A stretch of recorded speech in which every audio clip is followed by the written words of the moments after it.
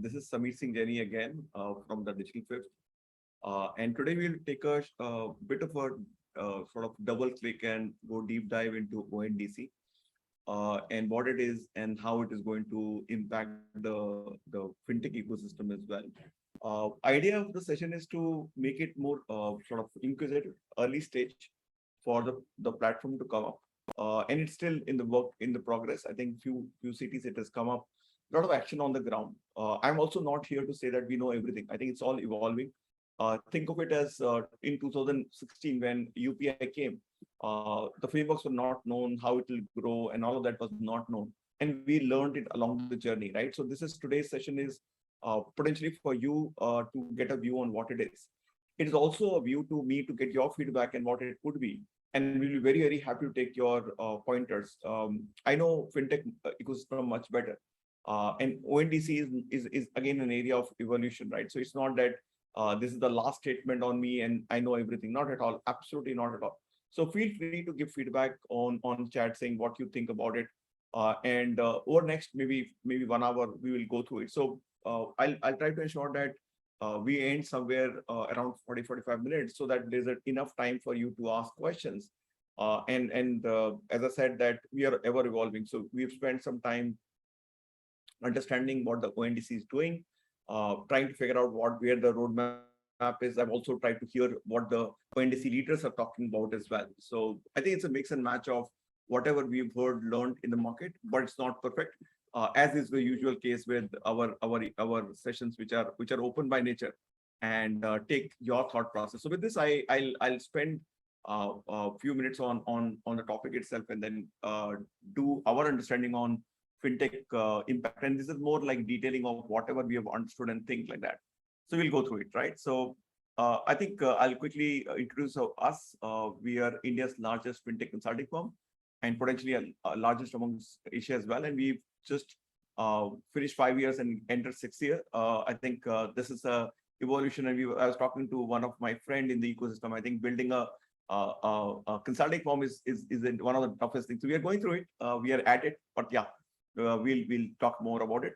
In terms of the business we are in, consulting. So we are on the verge of picking up some consulting in the ONDC area. So that makes us even more aggressive in learning about the ecosystem and how it is working. But generally, we do a lot of advisory piece with banks, with fintechs, with the bureaus, with payment networks, and everybody in the market.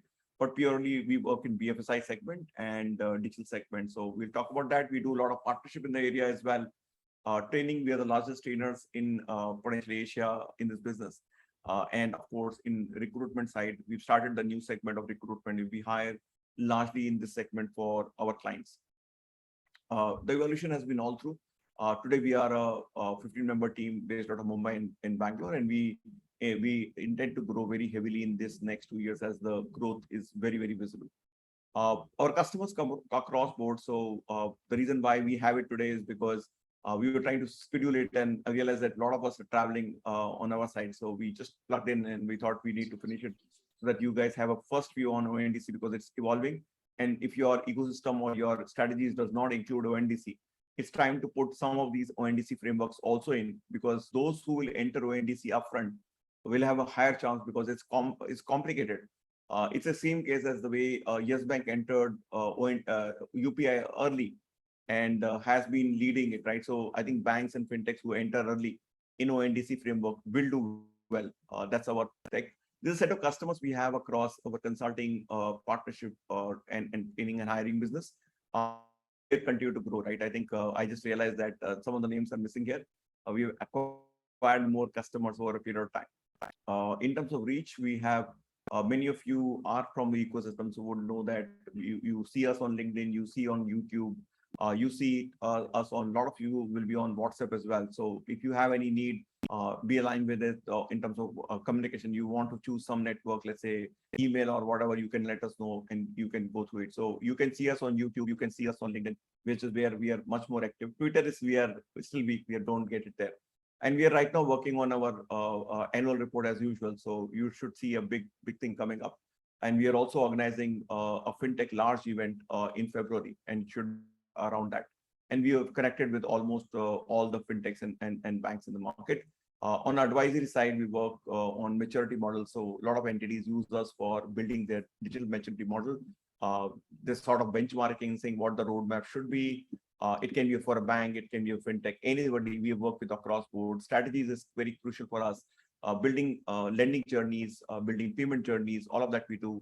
We recently did a very large core banking transformation programs. Program management of a digital transformation entity is critical for us. We do that. And also a lot of times we are involved in development of solutions as well. We guide, we don't do development. We are not IT firm, but we do help people in scaling up. On startup side, helping a lot of entities on strategy side, market outreach, almost heading strategies and some of them. So we act like a co-founder in the game and ensure that the piece moves. And a lot of work we do with lenders and FIs.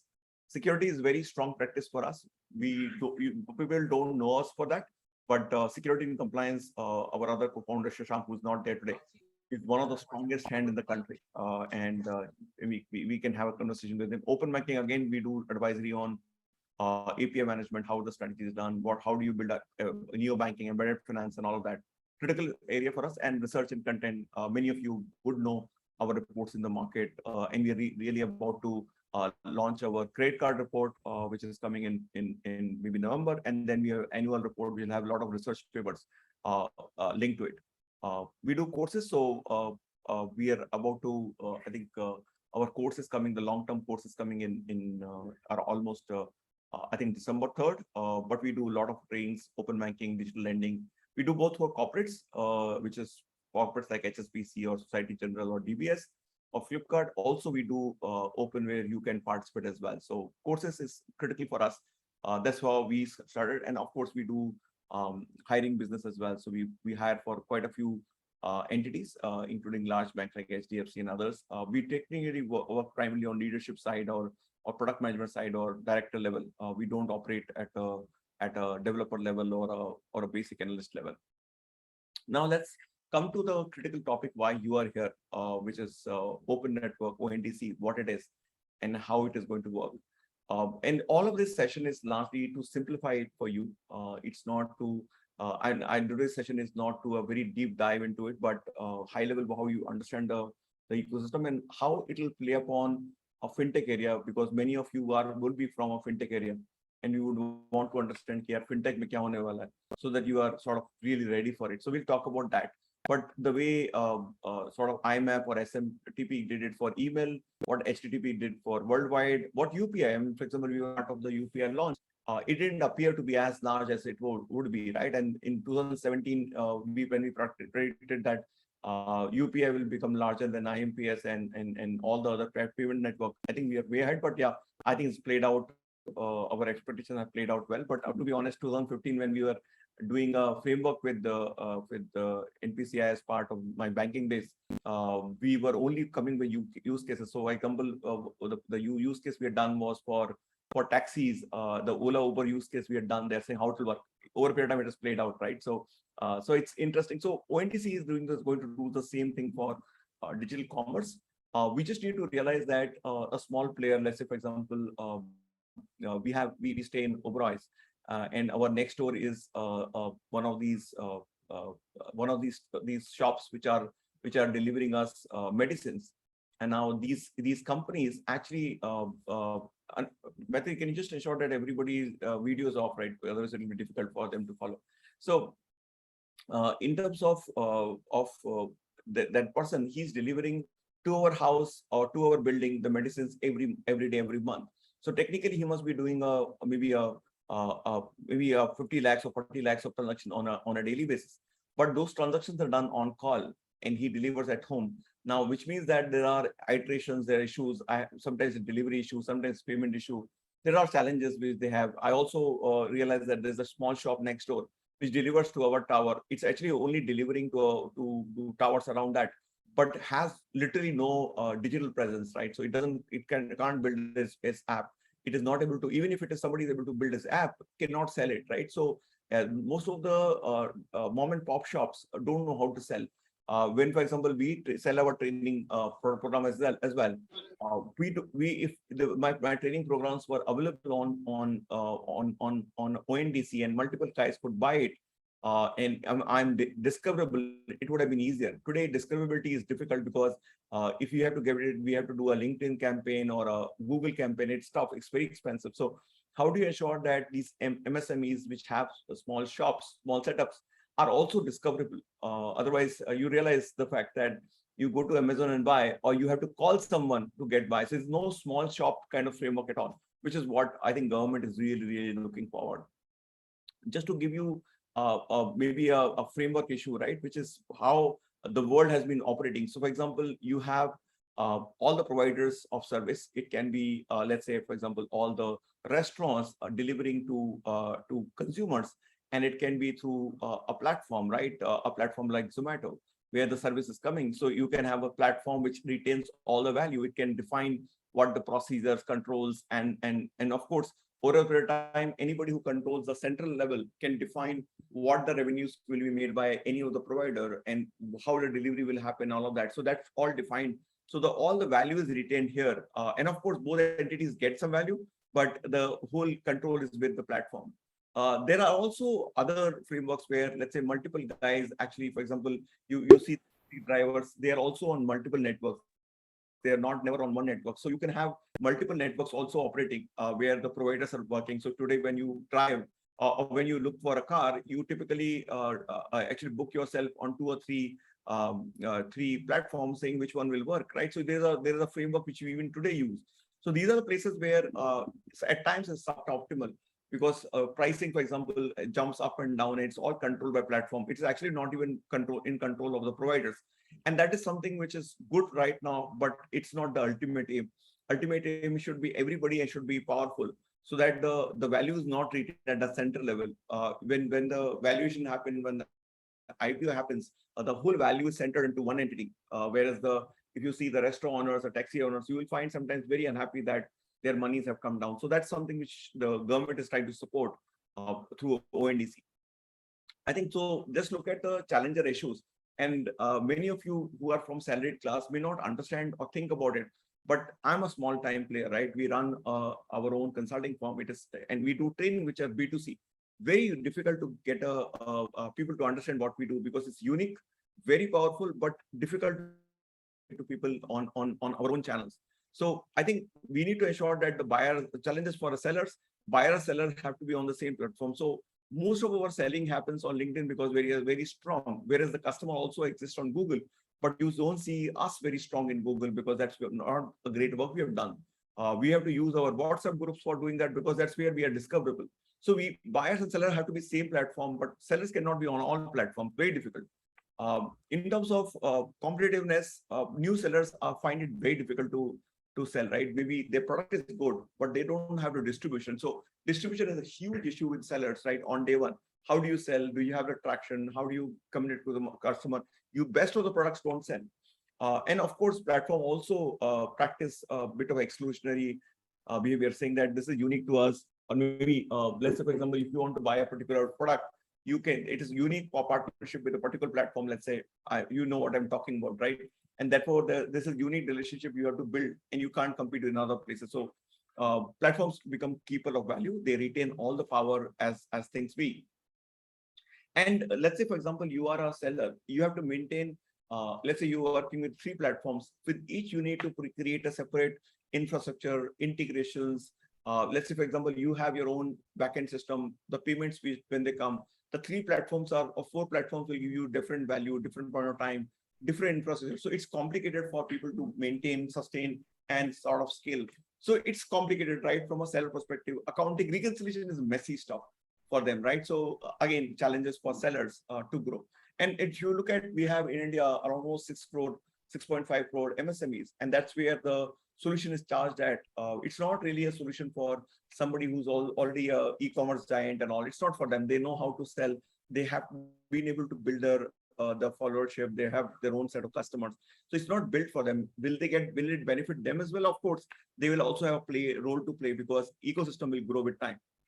Now, this is where the market potentials are. What they are saying is that because we will do all of that, the ONDC will come, and if it is what it is, and scale at the level if the government is pushing it, I think we will see almost 3.75 lakhs crore of extra GMV in next 3 years, right? Or maybe surround that number.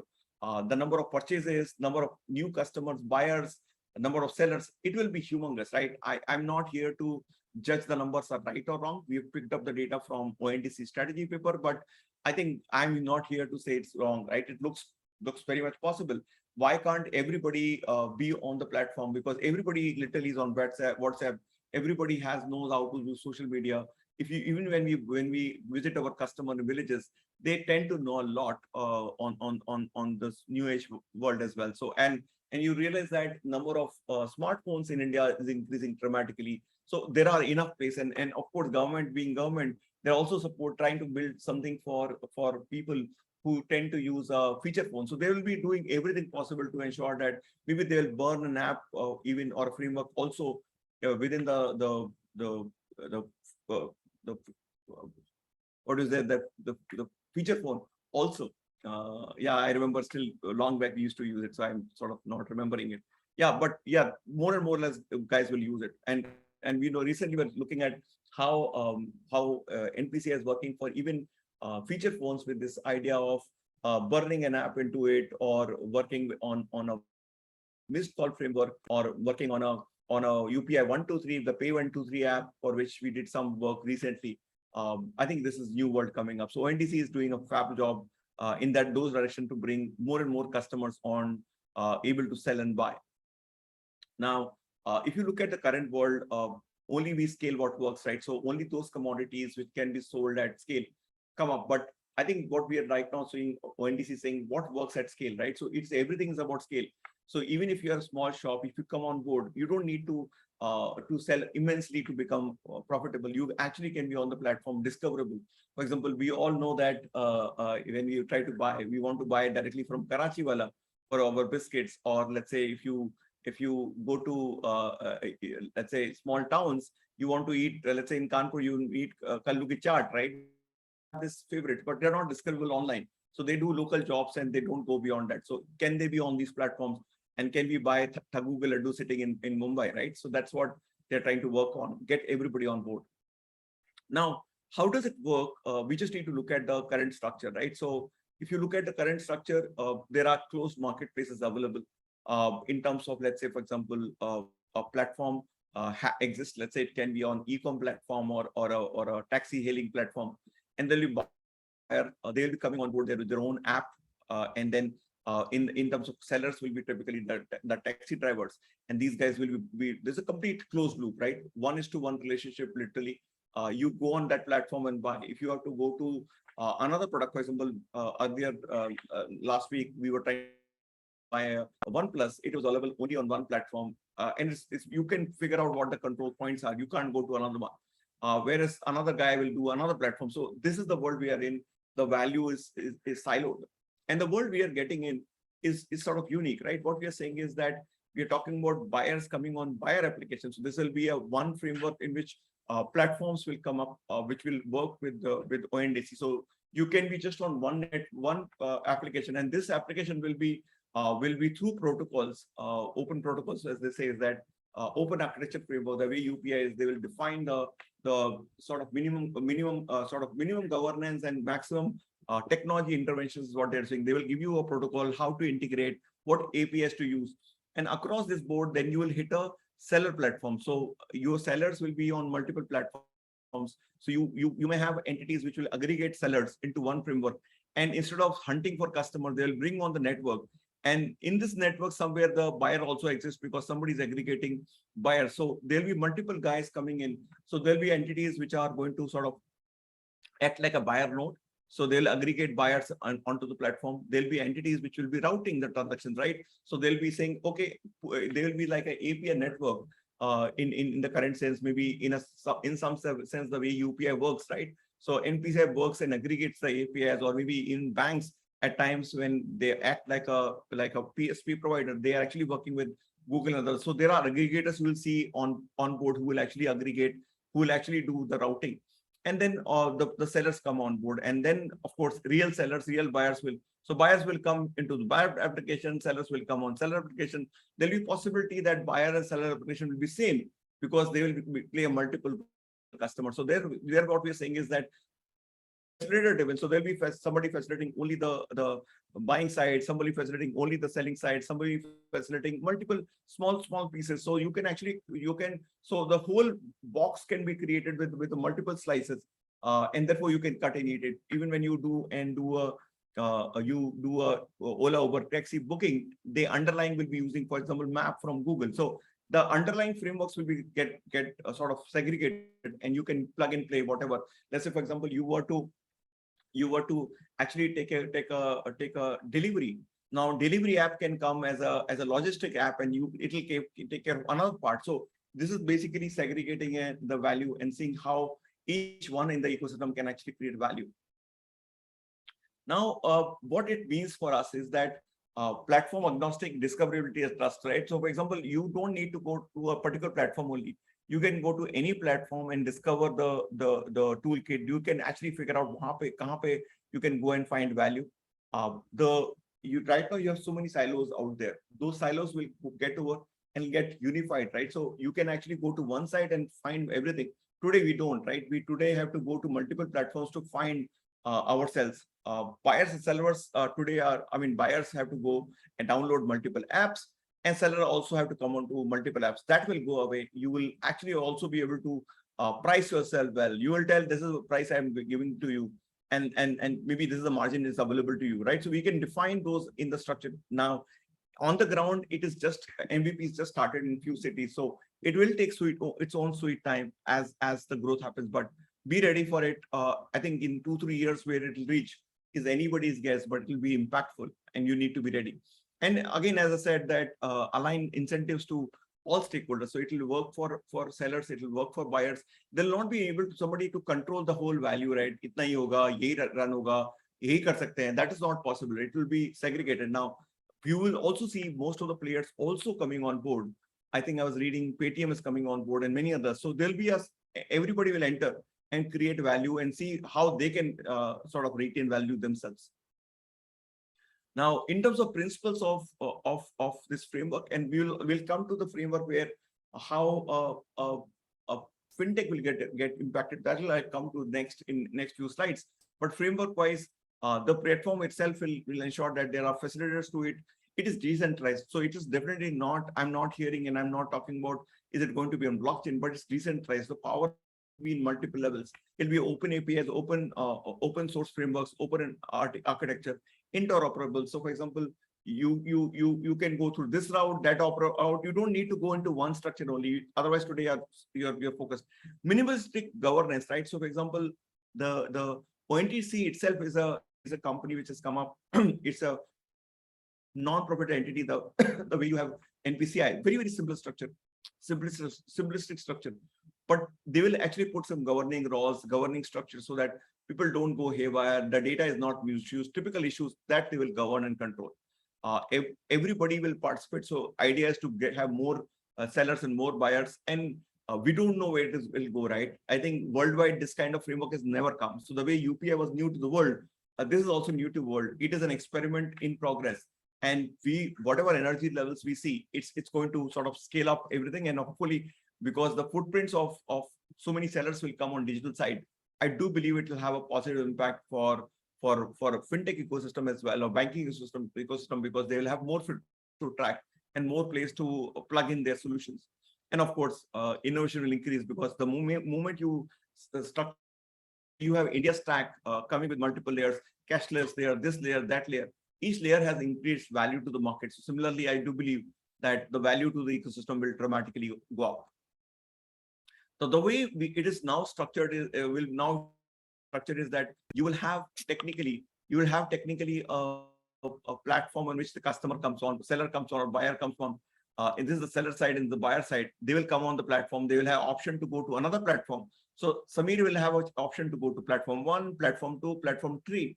But in any of these platforms, I'll have access to all the services, because all the seller services will also be available on it, because the network is interoperable and they're all integrated, and sort of the flow of value will be controlled. You can actually go onto this platform and buy from this guy. So you can also go to this platform and buy from this guy as well. So you have optionality, and you can discover prices, and you can actually co-build and rebuild. We'll talk about it in a few minutes. At this point of time, let me okay, so I'm just seeing a question which has come directly to me, is that Indraj is asking, how can payment gateway and aggregators be part of ONDC? We'll talk about it in some time, because no payment no e-commerce can happen without having a PG or a aggregator coming on board. So it's part of the framework, and we'll talk about it in the next few slides. If you have any question, please do send it a message back to us, and we'll try to respond. If there are any question at this stage, I'm pausing for a minute. Yeah, I saw a question coming from Vishek. Uh, does discoverability be controlled by buyer app, or the result remain the same for every app? So let me put it like this. This will evolve with time, right? Because right now the market is getting built. The buyer side is getting built. And is there a need for, is there a benefit which the buyer app will get by creating, prioritizing something over others? I think that's a work in progress. I think this whatever I understand in the market is that they will have some framework and some process, because you may not want to prioritize something, but it will definitely be not be anti buyers, because as I said, the framework will also ensure that the small ticket players and neighborhood players will get priority, right? So there's some rules to ensure that there's a level playing field for young smaller entities. So maybe from a framework perspective, the nearest entity will actually get priority. So that framework is built by them, and is whatever has been out in the market, will it be the final one? Not really. It will evolve with time. So you give it the time, but idea of what ONDC is to support small sellers, nearby sellers as well, who are not able to come on. So they will ensure that that kind of framework is available, where small entities, nearby entities do get extra support. Keep sharing your questions. We're also noting this as questions which may not have answer to, and we will definitely try to reach out to the right guys and come back if there is an action to it. Prashant has asked a question right now, is that what is the case for lenders? I'll come to that. We just have to assume that wherever there is a network, where is the payment, where is some commerce happening, there's a possibility of credit, and credit can be given to the buyers, but credit can be given to multiple partners in between, which are MSMEs and maybe larger entities, the sellers. So every entity in the market will have a possibility of getting either working capital loan or a term loan, depending on the transaction side. We anyway know that the product like merchant cash advance are all linked to transactions which are digital by nature. So as more and more transactions happen, all kind of sort of credit will be available. So we'll definitely, it's going to work. Now, the question which I just saw is that from Sapnil is, who's going to regulate this framework? So ONDC is going to regulate this framework. They are coming back with a governance framework, saying how will happen, who will happen. And ONDC is also a non-profit organization which is owned by multiple entities as well. So there are a lot of framework which has come in to ensure that it's owned by multiple entities. Very similar way work the way and is owned by multiple banks, and that has ensured that there's no bias. It's working to the improvement of the ecosystem. Very similar structure is going to come up. I'll take some more questions as we go. Keep sharing, and I'll come back and try to respond as we go forward. I think we spoke enough about interoperability and open inclusive. I think that's clearly the case. Minimal public digital infrastructure, right? So basically, we don't want to build new infrastructure. Whatever exists in the market, they're trying to reuse and as much as possible. Again, build for population scale adoption. So we are right now really not saying that it will work only for highly funded entities and you need to raise 5 million before you come in. I think it's built for small time Kelawala also to come on board with, and there will be a lot of players who will actually enable these. I think if you look at in the market, a lot of players are trying to help small entities to come on digitally, and you may know many of them. I think DotPay and others are helping. So this is a different level of support which is given, is that a lot more players will come who will help them into just coming on board on this platform, because rest of the work will get done by the APIs which are available on the platform. Rapid digitalization of MSMEs and consumers, I think that is somewhere missing. For example, if I look at my home, good 40% or 30% of the buying is done actually on call on nearby shops, and there's no footprint to it other than maybe they do a UPI transaction at home. There's no other revenue. There's no end use structure saying that there's no receipt which comes. It's just that scan and pay or cash will happen. So this is what will happen. Right now they don't do it because there's so much investment in getting it up and running and process. So there'll be guys who will actually act as a plugin for these small shopkeepers. Then backline, the entire network is available for you to process and all of that.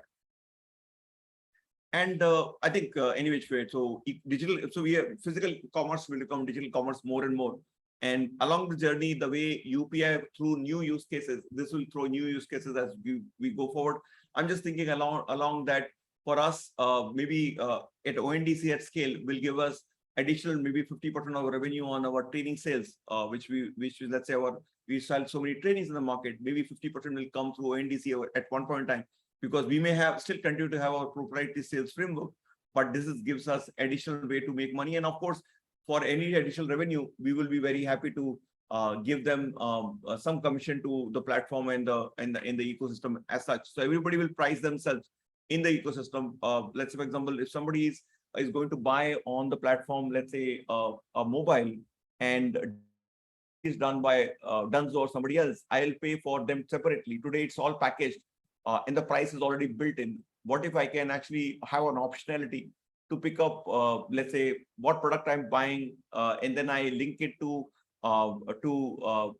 delivery to be done by another logistics company, and then the credit is actually available on the platform. So I pick up credit not to someone which is already on the, let's say today we have optionality available on the platform of our e-commerce player or any of our players. We have the optionality to go to any other lender from which I want to create any payment processor I want to have.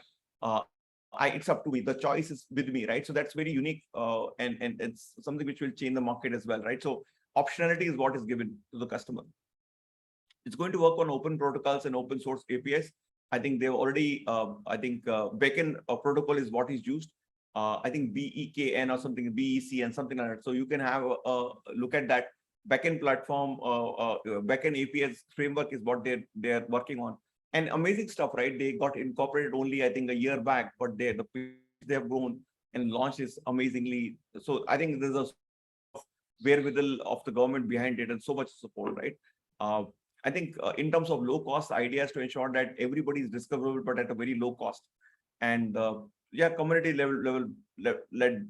And there's there are some pointers on risk registry and all that. I'll talk about this in this structure, right? So this is a bit of a mutation of what is available in their document paper. We've done some thought process on top, and we're just sharing our view. So I think what will happen is there will be buyer side apps, multiple buyer side super apps, and all of that. And then there will also be retail, logistics, some other entities which are on board, right?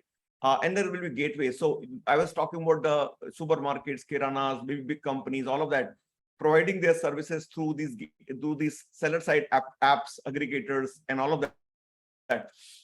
That is integrated with the gateways, and gateways will work with the buyer side apps.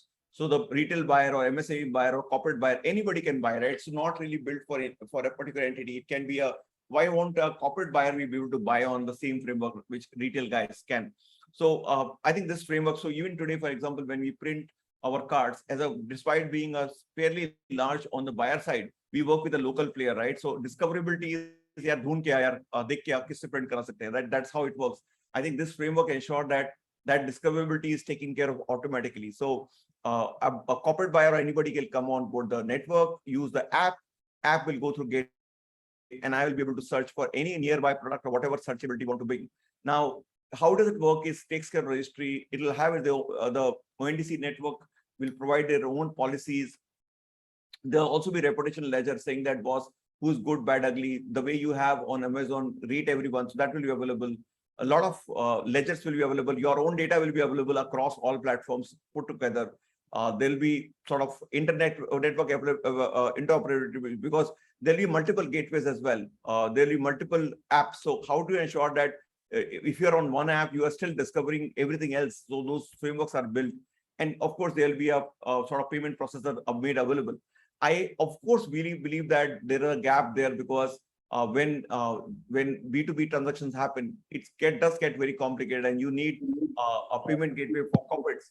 That's still not available in the country, right? But hopefully it will come up. India doesn't have a B2B payment gateway. It's all B2C payment gateway. So we need to for that, but we'll talk about it. Now, how do you everybody else plug in, right? So you can have insurance getting plugged in. So assume that you are buying a mobile, and for along with buying the mobile, you also want to buy insurance for it, or you also want to buy credit with it, right? So you can actually be able to discover these insurance providers, a supply chain. So, for example, when you have buyers, so for example, SME buyer is buying on the platform from a seller side app, right? So somebody is on MSME side. So it can be supply chain kind of financing also. So you can actually figure out, can I finance the Kirana store? Can I finance the SME? Which side, depending on which cycle. So we will figure out, let's say SME buyer is just requesting for a product to be delivered. Now, whosoever is providing it, it may be a manufacturer also here. That manufacturer may need some money, some funding for it. So you can actually fund both sides. So supply chain financing will become big. There will be a lot of lending marketplaces may also jump in saying, I have 5 partners lending side, I'll provide them. How it will come up at the end, we'll have to see. And of course, we have OK framework, which is already available in terms of API structure, which is very similar.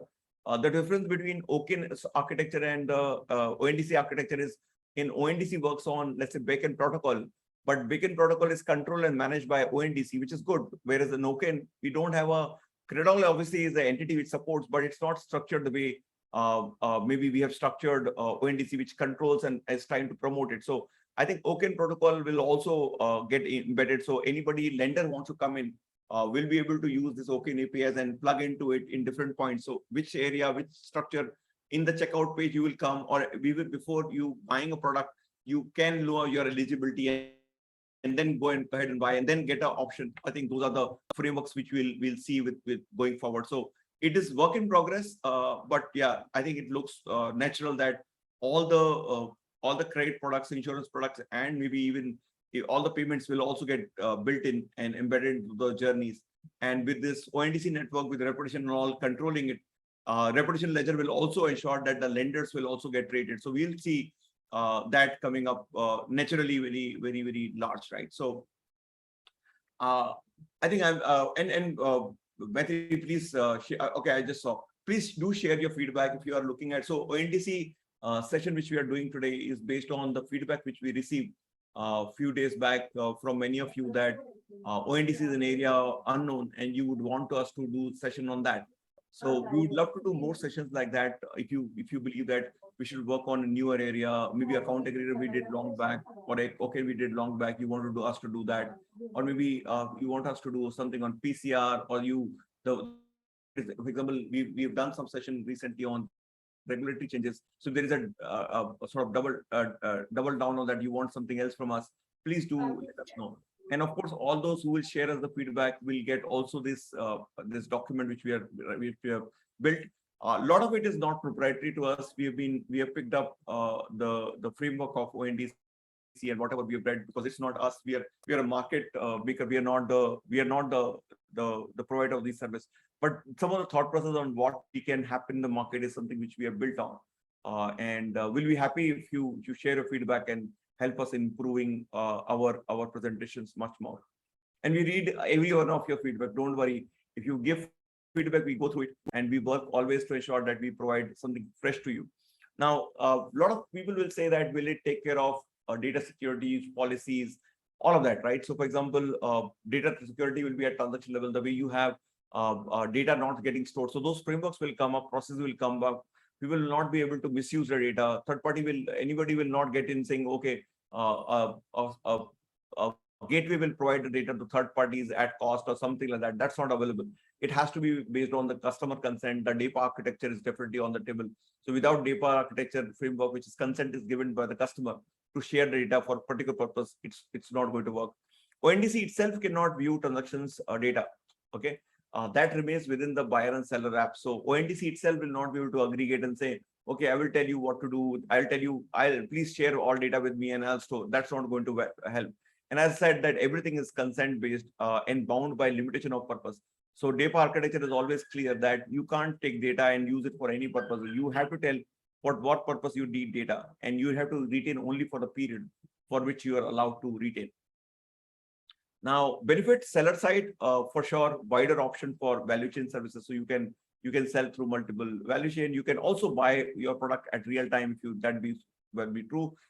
Value will also get segregated and made available for more player. Today, there's very little power available with the sellers right now. But once you build it, you will add more value because you're locally more visible. And people will also have a tendency to buy from you if they know you locally. You will see more buyer community coming in, generically higher discoverability and sort of enabling autonomy, right? But right now, a lot of people feel that they are slaves to the bigger ecosystem, right? They will decide what money will come. You see a lot of taxi drivers being very upset with this framework. So I know taxi kind of framework will take its own time to come up. But right now, some use cases are getting along the journey. Buyer side, of course, more sellers they can do because they know nearby platform. They also have much optionality in terms of logistics, so they can buy logistics separately. They can have sort of better service, enhanced service if that be so. And of course, while they do this, they also have option to go back to other sort of platforms as well, which are not ONDC driven. They can also see better value if that be. So there's always a competition to ONDC. If they don't deliver better, control quality better, it won't work, right? So somebody has to maintain the whole ground stuff through minimum governance, which is what they are doing right now. For tech platforms, I think they also can help people in building up new ecosystem. They can also evolve. Now, I think I kept on talking about it, but now this is the crux, right? And this is something we will come back with a maybe a white paper on this kind of stuff in some time. What exactly will be the impact of ONDC on BFSI and fintech? But let's look at it, right? There are a lot of players who start their fintech journey by building a SaaS platform. So there'll be a lot of guys who started their journey in building a dukaan kind of or SME दुकान के लिए बनाने के लिए the platform, right? Or maybe accounting platform or a invoicing platform. So a lot of people who are working on that side, they've already aggregated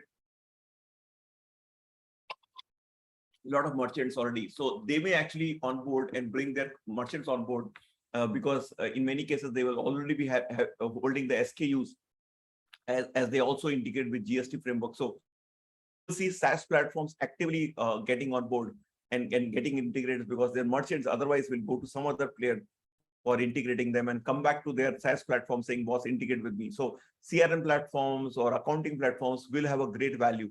And many of them also tend to enter the fintech segment with their embedded finance. So we see improvement there. SME neobanks are clear fit. All the MSME neobanks are also facilitating merchants transactions and all, right? So people like Khatabook or people like Open, they will do a good job in bringing their merchants on board on the framework as well. And these MSME platforms offer accounting, and also it makes sense for them to come on board. So that's first high level thought process on which is the ecosystem which will be really valued. And of course, as they bring them on board, many of them are also getting into credit business and therefore for credit to their customer space as well. There are, of course, opportunities for B2B payment gateways. So while B2C payment gateways logically they'll be there. So all the B2C gateways will be available. I think there's a need also for maybe India needs a B2B payment product as well. So for example, there's nothing to like a RTGS on call, right? It's not a RTGS collect request. It's RTGS always pay. Whereas UPI is the way it's scaled is on a in a P2M model, which is a person to merchant model, which is collection request or payment gateway request, is because UPI had that framework. So I think we believe that maybe when one ONDC comes up, maybe a private sector guy or maybe a new entity which will come, which will create a B2B payment gateways, because there will be need for larger transactions which do not have this MDR of or a interchange of large amount, right? That's not feasible. So we do believe that B2B payment gateways will get created. B2C obviously will plug in, right? So payment gateways or payment aggregators, as a lot of guys say now, given the new regulation, will actually be able to come on board. There'll be a lot of needs. So since there are so many entities and so many complicated transactions, so I do believe that the way you have transactions, you will also need a lot of reconciliation frameworks saying that who has bought to, who has sold, what network, what framework. So I think with so many points of integrations, we do believe that recon platforms will have a field day because there will be too many platforms coming on board. And UPI, all payments transaction will increase. There will also be need for us to have a split payments on UPI, for example, or split payment structure. Because let's say, what if I am buying from a platform, but I'm also saying that the payment will some part of money should go to the platform, some part of money should go to my insurance coverage, and some part of money should also go to the logistics company, let's say Zepto or somebody else. So I segregate into three parts, but I would not want to get debited into three times, right? I may want to get debited once. So how do you that work? How does it work, that work? There'll also be GST reconciliation required. So all of those frameworks will also have to be built. So I think UPI transaction will grow, but there's also a need for having a split UPI payment, showing single debit but multiple credits. Hopefully, that is a new product which will come up to support this thing. Because right now it's always UPI is always one guy, but here the need will be to pay three entities, and UPI may have to be tweaked to support this. SME financing will grow logically because supply chain financing, working capital loans, revenue-based financing, because there will be a lot of revenue visible for the customer, right? You also know that some of them, the customers may be actually buying a subscription on board, or some of them will be buying. So you have visibility on the revenues of the MSMEs, and you can actually do a revenue-based financing as well. So options will open up more and more because every data is visible. It's also connected. So you know the service is delivered, the customer also, the seller also got rated. So whatever is available in a closed loop in an e-commerce player will be available on an open loop with more and more players without a proprietary data. You can't easily access the proprietary data of these platforms, whereas in this new world they can. So I think some SMEs financing will increase. Retail lending obviously logically increase because customers, when they come online and they want to buy, there is always a possibility of credit. I also believe that because tier 2 or tier 3, tier 6 customers will transact more and more. Once you know that they have a tendency to buy and all of that, even if they are not getting credit over a period of time with so much of data available, there will be a chance that you will start giving the small ticket credit. So buy now pay later kind of product will also come up. It is going to get built potentially for this, where buy now pay later, but pay later to multiple entities also will happen. So we see all kind of possibilities in the market. Is all good for the market. I think embedded insurance, because when you are doing this product sales, insurance will happen. Maybe a lot of people are coming on board on the e-commerce for the first time, and they would want to have assurance on the travel side because they may not know how it works. So there's a need for transit insurance that will also come as well in the journey, right? So insurance will technically grow as well. I think this is some pointers which we have. We are yet to, I mean, while we understand and we've done internally a lot of assessment, but I think there's a need for us to come back with a larger newsletter or a larger working paper. I think mostly we'll do it as part of our annual report, which will come up around December time, right? So we'll come back with more data points for you to go through. Anyway, while we are talking about it, this is something which we are teaching in our classes as well. So there's a training which is coming up, which has in fact we used to do a fintech open banking and financial blockchain course. I think there's a lot of feedback we got that some of the people were not interested into only areas. Some of them also wanted to specialize only in specific areas. So we've sort of rebuilt our product and also there was a very high intensity product which training which we used to do for 3 months. I think given that we are post COVID and people want to ensure that the weekends are not fully booked. So today we are planning this session primarily for 4 hours every week on a Sunday, 3 p.m. to 7 p.m. So it does not impact much of your family life as well, and you continue to have normal life. So for 6 months it will run now, and we will go into deep area into fintech, open banking, payments. Even this ONDC framework is part of the same study, and this is all live and plus recorded mix. It's again capstone-based project, so you will get a lot of time to research on it. For example, maybe if you can share the link of our YouTube channel and where our participant had done a deep capstone project, so you will also get a view on how we do it and what kind of work. If you join us, you will get to do it And then, of course, once we do a fintech and open banking course, which includes lending and wealth and all, you'll also get a chance if you were to choose deep sessions on digital banking, very, very deep. How to, if you are a bank, if you want to transform, how do you build a strategy? How do you execute that strategy? Because world has transitioned from a digital strategy to be also a thought, but to reality. We'll also work on sort of accelerator framework where if you are want to become an entrepreneur, we will go deep into it, get engaged with some founders as well. And of course, many of you may be interested in AML and financial blockchain. So we will do a deep session on that as well. So I think this is what I had on mind, but I see tons of questions coming up. If you're interested in this course, of course, you can fill it up or reach out to Maitri or reach out to Shrikant. Shrikant number is right here. You can pick it up. Now, at this point of time, let me take some questions. Yeah, a lot of them are coming. So let me just try to see if I can take some questions. I know there's tons of them. Thank you. Thank you for your support. I think this is good to see so many questions coming up. I think the question which came is, Saurabh is asking, what do you think are the chances of large global e-commerce giant to participate in ONDC initiative? It may challenge their existing position. So my personal sense is that even all the large entities will also partner here. They will also provide services here. They can provide different ways of doing it. There will be a seller on it. There will be a gateway on it. So that's something which we will see evolve with time.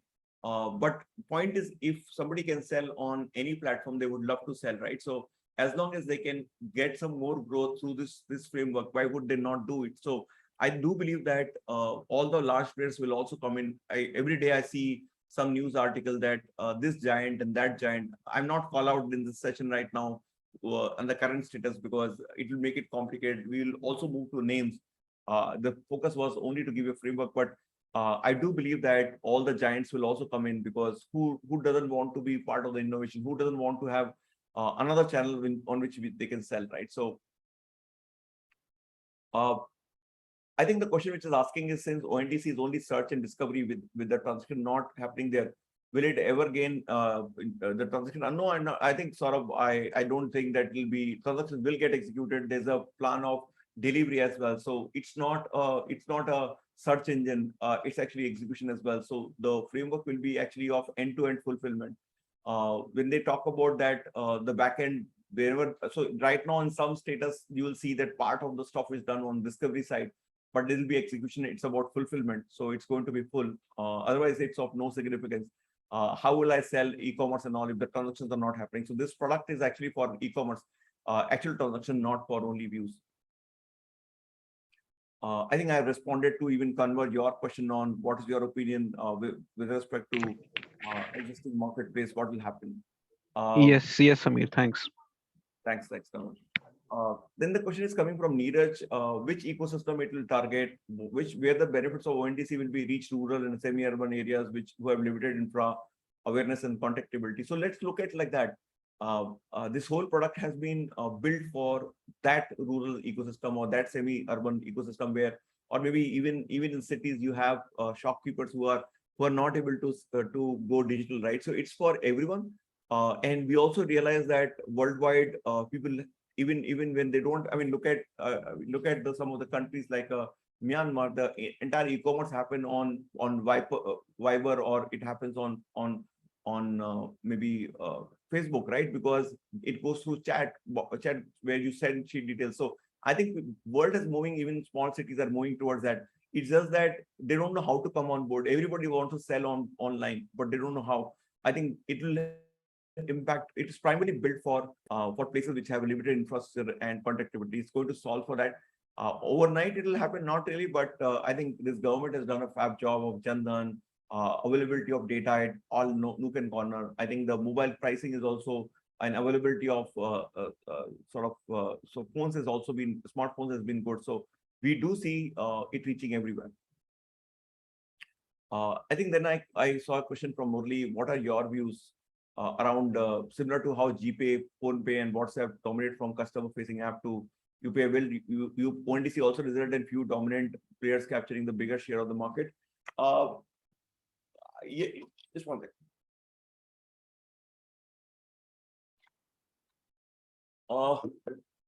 Difficult to say at this point of time. the reason why UPI worked in a particular fashion was it was a game of customer acquisition and retention, and also building use cases which were not. So UPI on its own is of not much use if you don't build use cases below. I think an ONDC use case is already built out there, so it's highly unlikely that somebody will own 50% of the ecosystem. It's also very regional, rural. So there'll be gateways who will have to dominate maybe to some extent, but there are too many players and too many places the value will be retained. So unlike maybe 30 or 40 or 50% of the market share with in UPI case with few players, there are so many layers out there that maybe what will happen is that you would have aggregation of power of let's say 30-50% of the market will be in control of 10 entities, but it is unlikely that one entity will control 40-50%. Unlikely. And there are too many layers to it to for somebody to occupy all spaces and control everything. So I think work in progress, but I don't think it'll see the domination the way we see today in UPI. Okay. I think this is an interesting question. Shubham is asking, will ONDC accelerate the exit of trader class, which is OEM to distributor to wholesaler, reseller, and buyer ecosystem? I think I would say it will close it out completely. It will. I think wherever there are no broker, if wherever you remove one broker, another one will come. So highly likely that market will become so efficient that the manufacturer will be able to sell directly to customer all the while. You also need to realize that ONDC will take its own time to reach a scale, right? So it will not have such a serious implication given next 2-3 years, but over a period of time, number of layers in any product will come down. That's logically so. Same as the case in hierarchy, right? We always want less bosses to manage. So I do believe that it will have impact. There'll be definitely some reduction, and also OEMs will also try to sell directly on the platform. Even today, if you look at OEMs directly sell to e-commerce platform as well, without going through a whole distributor, wholesaler, reseller framework. So I think there'll be a reduction for sure, and of course, it'll also pass on the better value to the buyer. The pricing will also improve with time, right? So it's a work in progress. Nobody can say it's right or wrong, yeah. But I think it will be good if Matthew you can take all the questions. There are so many of them. I really don't know how to answer. So many of them in the short time, but I think I also know that we are moving towards the end of the time, but I instead of responding to any questions which are on message right now, if anybody has a question, you can ask me directly. I'll try to respond. Maybe 1 or 2 questions before we close. Just 1 or 2 questions. Yeah, Jay, go ahead. Hey, Samir, thanks a lot for such a wonderful session. Quick question. What's your take on the stakeholders in ONDC ecosystem being compliant with the guidelines, right? So there is anti-money laundering guidelines, KYC, KYB. How do you see that entire, identification and authentication landscape in the ONDC shaping up? I think let's look at like this.